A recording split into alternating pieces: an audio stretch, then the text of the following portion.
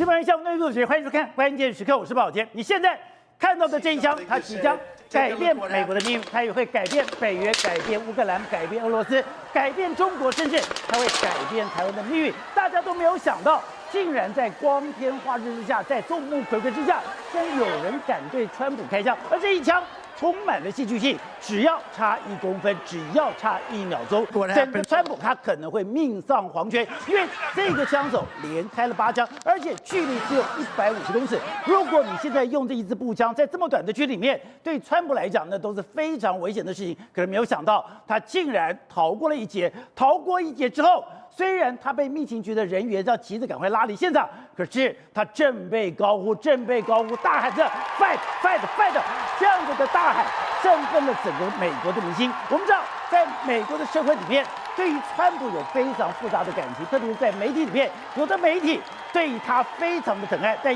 有的媒体对他恨之入骨。但没有想到，当这一幕发生了以后，所有的媒体都大幅报道，这没有意外。可是关键的是，所有的媒体都用他那个英雄气概的照片，用他那个振臂高呼的画面，而且那个振臂的高呼的画面背后还有美国的国旗，他完全把美国的英雄主义推到了最高点。你就看到现在共和党当然非常的振奋，现在有人讲，现在还要再选下去了吗？现在已经不是川普能不能赢的问题，而是川普能赢多少的问题。而且川普现在也意识到这样的状况，所以他接下来他的行程不会改变，但是他不会再骂拜登了。他说他要团结美国。那重点来了，现在如果川普他真的胜券在望，对这个世界会有怎样的冲击？对中国会有多大的压力？而对台湾又会有怎样的影响呢？好，我们今天请到外宾在这方首位的财经专家黄寿松，你好。大家好。好，第二位是资深媒体人赵宇轩，大家好。好，第三位是政论专家李明辉，大家好。好，第四位是资深媒体人刘一峰，大家好。好，第五位是财经专家李国珍，大家好。你说这一张照片现在在美国广泛的流传，大家没有想到，在光天化日之下，众目睽睽这一枪，竟然照的有什么这么有戏剧性？他不但这么有戏剧性，而这个川普的反应证明他是天选之子，而这个天选之子现在对整个选举、对整个世界已经造成极大冲击了。而且7月13号在美国宾州这个枪击案，还有紧接下来这个照片，还有川普的反应，现在已经变成一个历史事件了。它的影响性历史事件相当巨大。抱歉，那这张照片已经登上《时代》杂志的封面不说，那这张照片被美国比喻成什么？另外一张美国拿着星条旗的在硫磺岛的照片，美国把它拿来跟那张照片比拟，对，甚至还有人拿来跟什么？真的在英法百年战争之后拿着法国国旗，因为刚刚好在这张照片的后面就有美国的星条旗啊，也就是第一个他大难不死，对，他正面高呼，高喊的 fight 后面刚好就是星条旗，对，所以这件事件来说，宝杰，那经过这一场这个之后的我们在眼前看到的大型实境秀之后，川普已经变成了 chosen one。被天选之人，现在呢，宝杰他已经不是当不当选的问题，现在他已经化身，连他自己都觉得不太一样了哦。所以凡杀不死我了，必将使我更加强大。现在在川普里面来说，他现在已经是信心爆棚。现在美国共和党，甚至美国，我跟他讲，他在昨天已经化身成美国队长，每一个人都非常关心，已经没有人来关心什么美国现在这样，每一个人都在非常关心川普的这个状况，他已经变成是全美国甚至全世界注目的一个焦点了。而且刚才讲的这个过程真的太戏剧性了，你说居然他差1英寸，差1秒钟，川普就会命丧黄泉。而且就在开始演讲，大概5到6分钟左右的时候，突然之间，嘣嘣嘣！而且那个枪声一共有开了8枪，开了8枪之后，他在第一个时间里面，他似乎意识到他中枪了。对，中枪，你看他快速的倒下来，的时候，你看密情体的人员上去把他围住，之后，你看第一个时间里面，因为这个枪手后来被知道，他距离川普只有120公尺，这很近呢。对，而且他开枪的时候，因为他真的是要置他于死地，因为他连续开了8枪之多。如果你说这个自导自演的话，你开1枪2枪，对，他是真的开了8枪。开了8枪之后，因为第一个时间里面来说，密情局人员已经发现到他开枪之后，迅速转到他的方向，把他击毙。之后，宝杰你知道，第一个因为当时的实况相当的混乱的时候，宝杰你知道，这就是个大型实境秀的时间，因为在这么混乱的状况之下，更可以看出这个人的个性是怎么样。他的反应，结果宝杰他的反应又是美国人最爱的反应。为什么？第一个时间他趴下之后呢，你看当场还有这个所谓的还有这个收音，收验之后，密情局人要叫他跑，他说不用，先等一下，先把我的鞋子找到，把鞋子先找我鞋子，我要穿上我的鞋子。对，要找到鞋子。为什么？因为第一个军事训练就是这样子，在逃跑的时候，我绝对要穿上我的鞋子，真假的？这样才能够最好的跑到我要跑的这个地方。你说他一直在坚持我的鞋子要穿上，我的鞋子要穿上，是最后是密情局的人把他给鞋子穿上。对，你说这个是军事训练的第一原则。对，我跑的时候，我都要上下都要跑，这个装备都要好了之后这样离开。第二个，他还在这个时间点里面，即使密情局要把他头往下压的时候，他还说不要，我要 fight。你看他还在想办法挣开出来之后，对着镜头，宝杰他很就这个画面。对，事实上宝杰我跟你讲，他根本就是已经冷静下来，他知道说这是我要表演的时间点了。你看他冷静下来了，他已经冷静，他确定他没有问题了。你看他还想办法从这个密情局的人员里面钻出头来，然后他 fight， 把手伸出来。对，为什么？宝杰这样，因为我们讲他这个实境秀的这个实况组的这个身上上升了，因为他知道这是一个表演的时间点。他在冷静下来之后，他马上就做出了 fight 的动作，也就是过去我们看到的标准原则，就是现在密情局的人要用肉身来帮他挡住，把他挡掉以后，当然不可以看到任何川普的行踪。可是没有想到，川普就挣扎着一定要把手给伸出来，对，高喊着 fight。对，所以就有这张照片出现了。为什么会有这张照片出现？因为刚好记者就在下面的时候往前跑，捕捉到这张照片。所以我跟你讲，宝姐，这件事情反映什么？美国人爱死了川普的反应。第一个时间点，他一点都没有慌乱的感觉，而且他上来的时候，他还 fight，还有非常有斗志，即使他连脚已经受伤了哦，他还是这个样子，一直这样。所以美国人就爱这种英雄嘛。而且连他在上车的时候，上车的最后一刻，对，也要把手给伸出来。这不是就是美国人最爱的吗？即使到你已经都受伤这个样子的时候，我还是要 fight， 坚持跟你战斗到底。然后这个整个实境秀这样大实况的演出之后，你看美国的民意当然就是完全集中在他的身上了嘛。而且我们之前讲过的《Politico》杂志里面是比较偏民主党的，是连偏民主党的杂志都说他赢定了。对，因为什么？因为他已经是变成是浴血英雄的形象，是千古形象。所以我才跟你说，这张照片真的完全改变了人类，而且完全改变了这场选举，甚至也可以说确定接下来说这个泽伦斯基的命运怎么样，普丁的命运怎么样，北约的命运怎么样，中国的命运怎样，台湾的命运怎样，几乎都已经可以快要说确定的一个情形。好，我们知道的美国媒体他们是有自己的政治偏好的，特别是对川普。川普有人是非常的疼爱他，有人恨他恨之入骨。特别之前讲到，当拜登他的那场演说表演不好的时候，刚刚讲的谁第一个反弹？《纽约时报》。《纽约时报》过去是亲民主党的，他们是厌恶拜登，厌恶川普，厌恶到了极点。可是连他们都用这一张照片，连他们也都不能放弃这一张照片，就代表现在美国，你不管你喜不喜欢川普，你现在呈现的形象都是那个英雄的形象。对，没错。实际上，现在美国即使是怎么反对川普的 CNN 啊、纽约时报啦、华盛顿邮报，都把他的照片放在第一个时间点，而且就是那种英雄的形象。宝杰，那哪有任何一个媒体会这样报道？但是你也不得不这样报道。宝杰，甚至第一个时间里面来说哈，现在几乎美国重要的这些所谓经济的人物，或者很多这个风向派，现在完全都转向。你看第一个时间点，当然伊隆马斯克，伊隆马斯克就是说他是很英雄，而且他说了，你呢跟我印象中的美国前一个这个老罗斯福总统一样强硬，你是个非常好的这个美国总统。那当然，你看他全力支持嘛，希望他尽快恢复，这不用这样讲。我们讲伊隆马斯克本来就是支持共和党，应该讲他本来就是支持川普，他不意外。可是让人家惊慌的是贝佐斯，对，另外就惊讶是祖克伯，对，其他这些人也全部跳进来了。对，没错。事实上，这里面来说比较引人注意的是贝佐斯，因为贝佐斯马上在这个平台上面 X 他就发表，他说川普在真正的枪火下展现了极大的风度和勇气，感谢他安然无恙，也向受害者及家人致哀。为什么贝佐斯很有意义呢？宝杰，那贝佐斯曾经被川普骂，因为他有这个华盛顿邮报嘛，华盛顿邮报这个川普就说他就是一个游说者的报纸，他其实跟川普是杠上过了哦，他直接杠上过。对，结果他这一次公开在9个月之后，他没有在 X 平台发言，他这一次发言下，所以人家闻到不一样的味道。他已经9个月没有在这个社群网站发言，对，第一次发言就说川普是在真正枪火下展现极大的风度跟勇气。好，那除了这个，还有另外一个叫阿特曼，宝杰阿特曼也是一样，你看他讲了什么 ？Very glad President Trump is safe。他不是说前总统哦，他是说 President Trump 哦。所以你知道，事实上现在目前为止来说的话，大家风向都不一样。你看，连库克也发了一个我的心跟他受害者还有这个川普家人同在。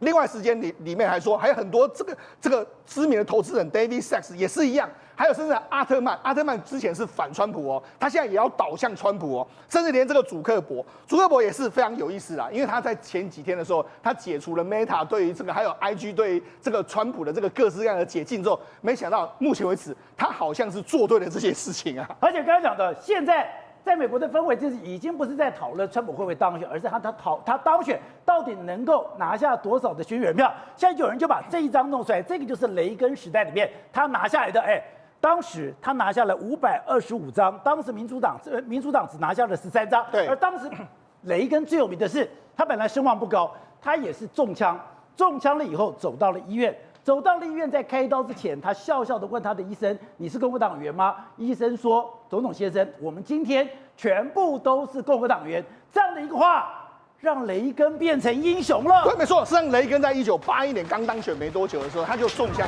之后，他还是自己走到这个医院去，而且那时候最有名的一件事就是他问当天医生说：“你是共和党籍的吗？”他说：“报告总统先生，我们今天都是共和党员。”所以你知道，像这个事情来说，我就讲美国人会看你什么？你在危机中间你的反应是什么？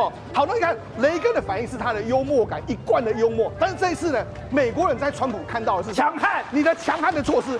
宝剑，那现在你的强悍跟这个川普拜登就形成两个极端的对比嘛。实际上目前为止来说，全美都在盯着嘛川普的行程。你看他的一举一动，他是在13号凌晨被枪击之后，他走下，他回到这个纽泽西的时候，你看全美国都在注意他。他今天呢到这个威斯康星州去了，做这个造势的时候，也是全美都在关心他。现在全美国都在关心川普，那川普就甚至说：“我在这个共和党的提名大会上，我已经不会攻击拜登了。”因为他已经把他自己认为说我已经会当选，他的重要任务是什么？团结美国。所以你可以看到，他已经化身成为美国队长了。对，本来川普在他们的共和党代表大会的时候，就有一篇文章是专门要去骂拜登，说这个拜登非常的贪腐啦，拜登非常的糟糕了，拜登没有把美国更加强大。可他说这个稿子我要丢掉了。为什么？因为我感觉到说，现在我有个使命，我要团结美国。可是一个团结的美国，它可能不会自己发生内战，可是它需要一个外部的敌人。现在看起来，这个外部敌人已经浮现了，那就是中国。因为美国众议院的院长他说，我们现在要有一个全面围堵中国的法案。现在我们要对付什么？以中国为首的邪恶轴心。对，你知道川普喊出这3声 fight fight fight， 那是他对谁喊的？对谁？其实对中国喊的。是假的。你知道现在美国国会众议院来讲的话，强生他已经准备推出全面性的一个抗中法案。这个抗中法案其实就是为什么？为川普接下来铺路，这个就任总统之后铺路，你知道吗？因为拜登这4年来慢慢的对付中国，慢慢的做一件事情，使得过往来讲，我们知道。真正对付中国的是川普开始的，他是在2018年的时候开始对中国发动贸易战，而且你知道一件事情，他真的要对付中国。对，我认为对付中国，为什么这样子讲呢？你知道川普在辩论的时候讲什么？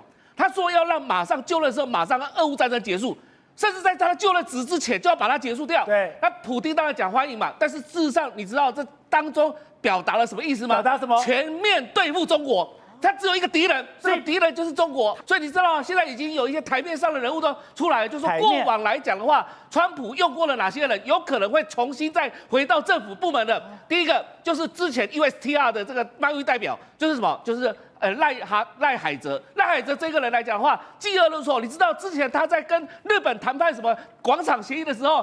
谈到一半啊，他竟然折纸飞机，把他那个上面是要写的什么那个相关的谈判，他美国要的东西，把它丢到日本代表他们去，告诉日本说，我这是我要的，折纸飞机丢过去。是，所以这赖海泽本身来讲就是一个鹰派中的鹰派。然后接下来呢，还有谁？还有Navarro是谁？就是之前在白宫里面重新启动对中国的晶片战争的一个这个什么元凶啊。对，也就是说，现在中国最害怕的就是纳瓦罗又重新可能会回到川普团队。还有在谁？还有你看，连马斯克都跳出来了。马斯克电动车嘛，电动车那什么，这是中国市场来讲的话，已经使得特斯拉这个受到损害了。所以现在要对付中国的，就是最了解中国的马斯克嘛。有一个是。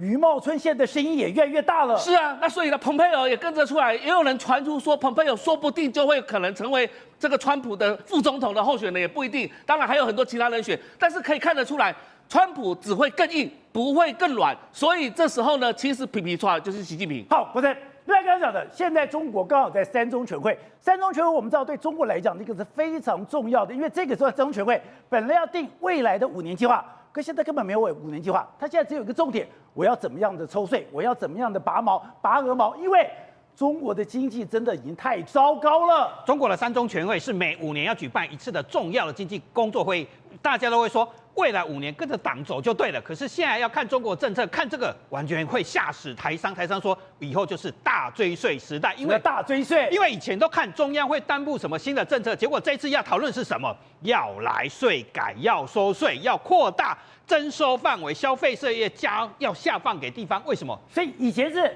我的三中全会，我是2025这个所谓的中国制造，我都要去启动，我有一个 AI 的世界，我要启动怎么样去争霸这个世界。可这次没有，这次我查的是我要去查税改，我要查人口问题。然后查这个税改恐怖的是，这单不是倒查30年，是每个人你每一笔钱你都要交代清楚。对，现在查税会查到每一毛在哪里都要拔得到，所以这次要怎么样？在这一场三中全会之前，他已经先把缴税的 APP 给更新了，这让全国中国人民缴税 APP 过去只有劳务所得这些工资所得要缴税要报税，现在新增加什么？经营所得、利息、股息、财产租赁、财产转让，还有偶然所得。这个偶然所得就是你中乐透、中大乐透、路上捡到钱，你都要申报。然后你炒股票有股息有红利，你也要申报。你房子租了转让。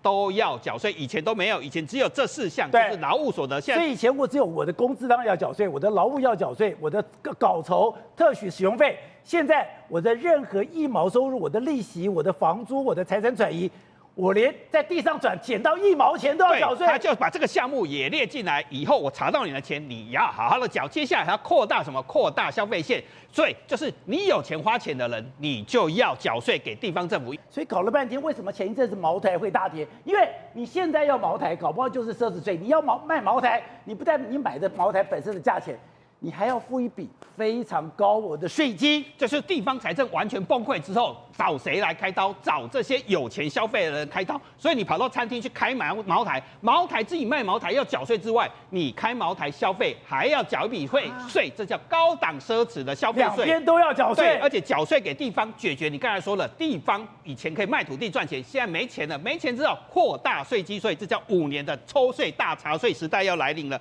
更可怕的是，像 BMW 这些也叫奢侈品，宝马，所以宝马现在不敢再玩杀价战了。为什么？一样跟茅台一样惨，茅台就股价一路往下掉，因为中国都知道消费税一旦课征，所以你现在买车也要缴税。对，因为这是奢侈品啊。地方政府一旦查起税来，查得非常的凶，所以我这里来讲一个故事。最近有个台商跑去找会计师说，我有50万人民币要存到银行，请你帮我关说一下。50万人民币要存到银行要关税，那很合理啊。为什么还要关税？你要存钱给银行关税？对，我的意思说，我今天有钱，我有钱存在银行。这也不行，银行很清楚，请你告诉我你是怎么来的，这钱是不是你捡的？你是卖废料吗？以前你卖废料没有缴税啊，这是公开的秘密。现在请你给我完税的证明，偶然所得还是你的什么所得来的？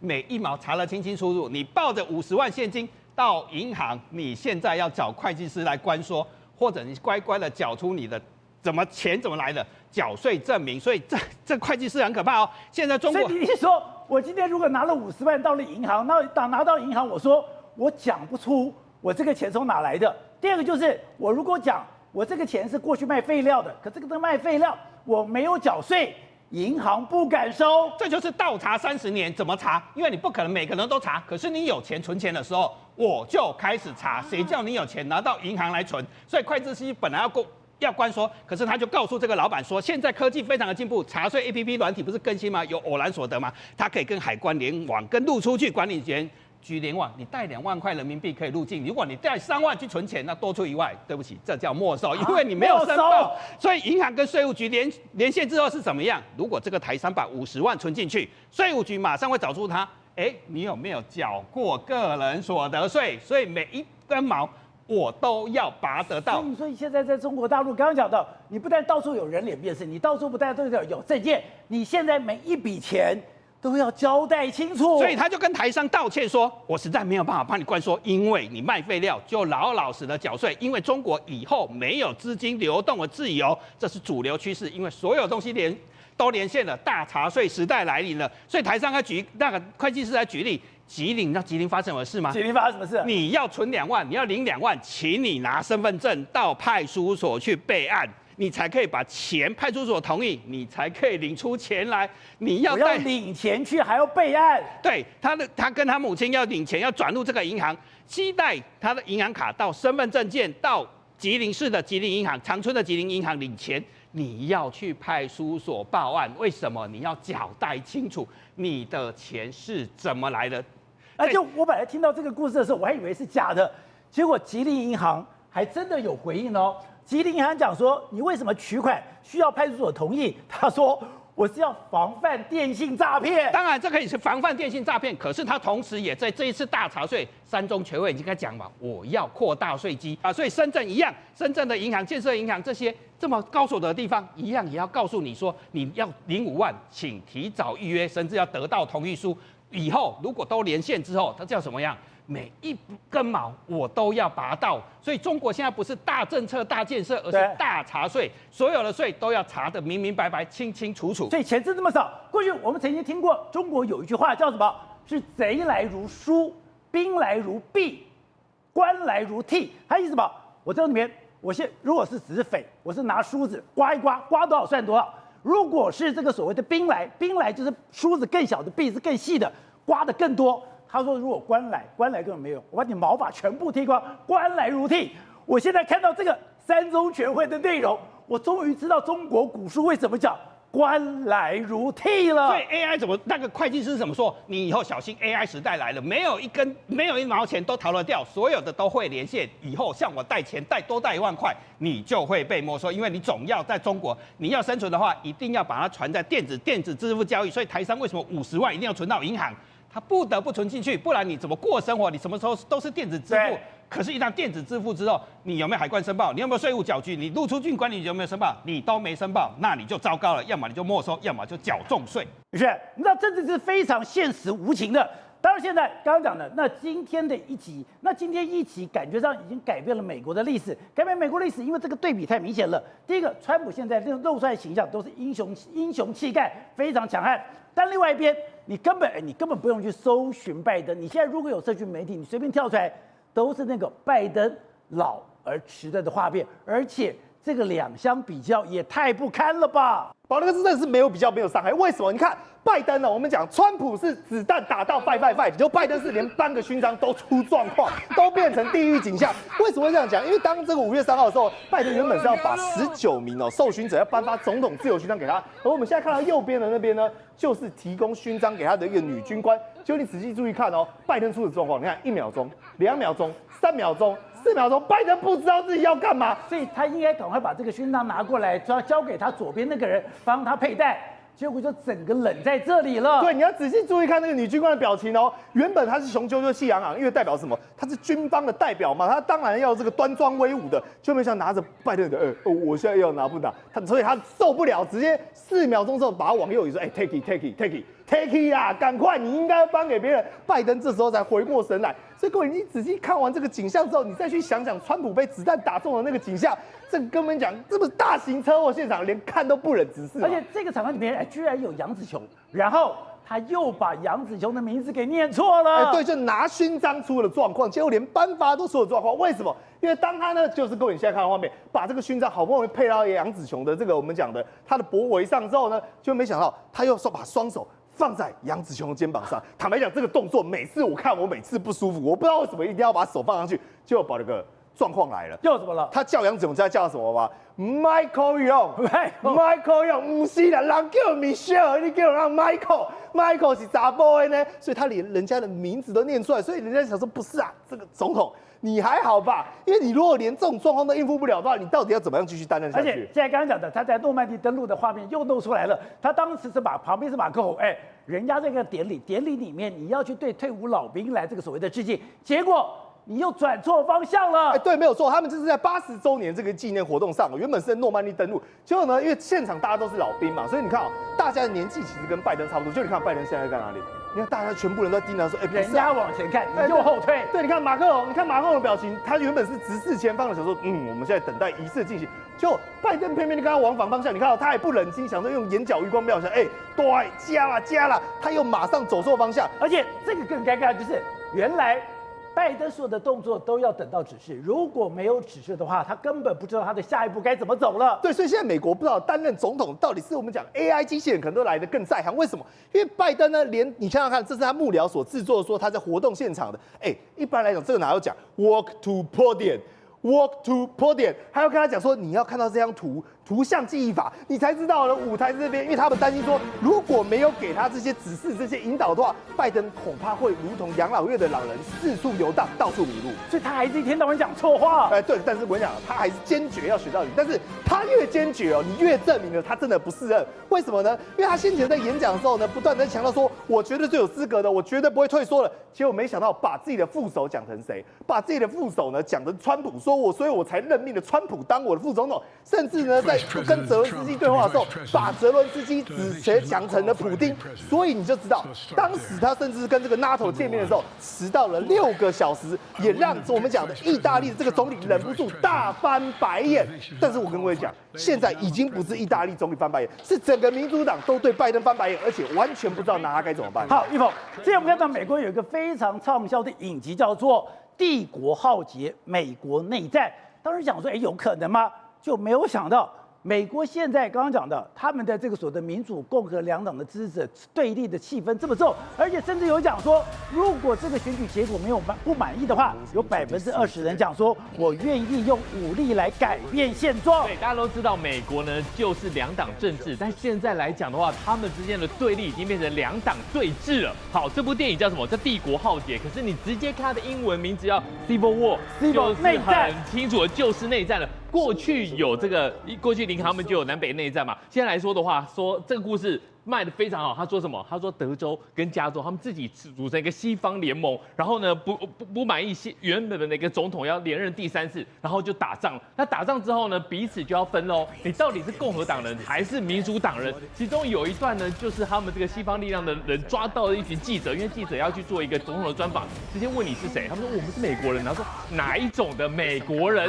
然后其中还有一个人是哪一种美国人？对，然后其中还有一个亚洲裔的记者说跟我没关系，我来自香港。说你来自香港就是中国，棒，一枪就把你打掉。然后呢，再回头逼问说，你如果是美国人，我还问你民主共和两党；对，如果你是中国人，我谈都不谈，就直接把你毙掉了。而且这个帝国浩劫感觉上也不是危言耸听，因为 CBS 居然做了一个民调，这个民调刚刚讲哦，有49%的成年人讲，如果未来的选举里面，他们认为未来的选举里面失败的一方会采取暴力行动。然后就发生枪击了。对，现在来讲的话，其实因为对峙越来越严重了。好，他们过了CBS 做了一个访问，这个民调告诉大家说呢，你有多少人会讲说，如果这个选举不合你意的话，你会做一个暴力的事情？结果竟然有高达49%，他说 will be violence over lose。我要是输了，我要去反击，而这反击呢是用暴力来说的话，那现在来讲的话，你不要以为说这个只是民调，大家讲一讲，嘴巴讲一讲而已哦，没有，很多的地方选举办公室呢已经来加装了这些防弹玻璃门。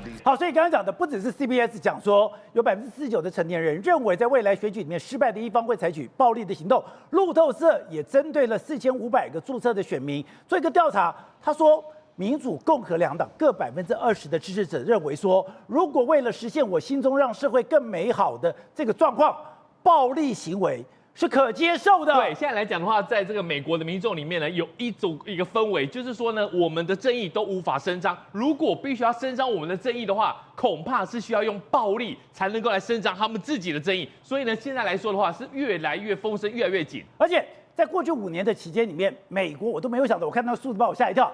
美国因为政治暴力而丧命的人竟然越来越多。对，现在来说的话，很多时候呢，大家是打比仗，可是呢，最近这几年来，可以说是美国这个40年来最严重的政治暴力事件。从2020年的 Black Lives Matter，黑人的命也是命。这个活动下来的话，至少已经9死，然后有147位的警员受到攻击，而且很多的时候呢，是你社区里面你认识的人之间彼此也会攻击哦。这个人是谁呢？他是一个共和党的一个倾向的男子，叫科姆斯。科姆斯呢就一直觉得说，我隔壁的邻居你是民主党员，结果最后呢跟他也没有太多的一个交往之后呢，就觉得说你就是民主党员，然后呢就上门去把人家枪击死掉，然后就把人家直接给杀掉了。那这个来讲的话，大家就觉得很可怕的一件事情是说，原来这种政治的对立造成的命案是会深入社区的。